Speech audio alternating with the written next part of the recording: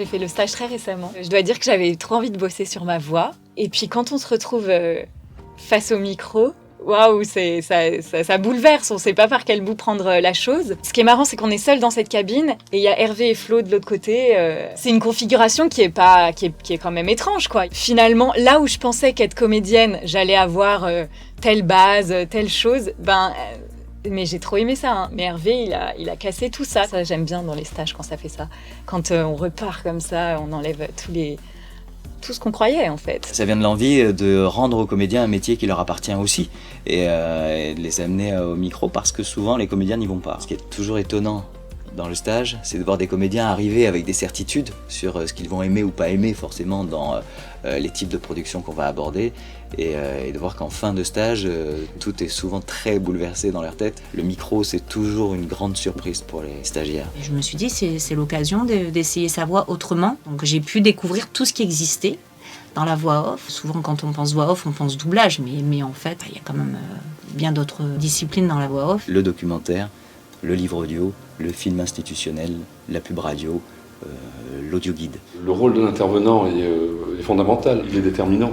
C'est lui qui impulse une dynamique et qui crée le climat dans lequel le stage va se dérouler. Très attentif à chacun, jamais dans le jugement, toujours dans l'encouragement, toujours à déceler ce que soi-même on n'a pas perçu, qui peut être exploité, qui peut devenir un point de force. On forme un groupe avec des voix très différentes, donc on apprend aussi à écouter les voix des autres, les graves, les aigus de chacun, de voir comment chacun prend la phrase en charge. Je pense que ça a réouvert ma créativité de faire le stage. Mieux savoir où moi j'ai envie d'aller, ça j'ai un peu mieux compris ce que j'avais envie de faire avec ma voix, quoi. Ce que les comédiens découvrent dans le stage, c'est qu'effectivement c'est toute leur capacité d'acteur qui sont requises pour pratiquer et se mettre en travail. Les studios dans lesquels se déroule le stage sont toujours des studios professionnels. Le but est vraiment que les stagiaires trouvent dans les studios un réalisme qu'ils trouveront dans d'autres boîtes de prod.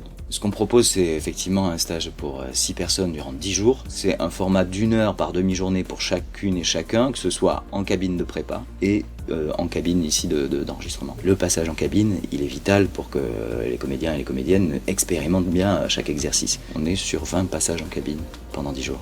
On a eu du temps, ce qui est rare, pour explorer ses potentialités, pour prendre le temps de chercher et de découvrir le truc qui fera qu'on va pouvoir travailler après en voix. Les démos sont toujours adaptées à chacune et à chacun. Et à partir de là, ils vont pouvoir démarcher dans une bonne posture les studios de production. Flo, il nous apprenait à dire le client, il va te dire ça, et en fait, toi, ça veut dire ça, il va falloir que tu le traduises. Cette idée de traduction, moi, ça m'aide encore maintenant dans des domaines bien différents de la voix, quoi. J'en garde un très bon souvenir. Et surtout, ça m'a permis de trouver du travail, ce qui n'est pas rien.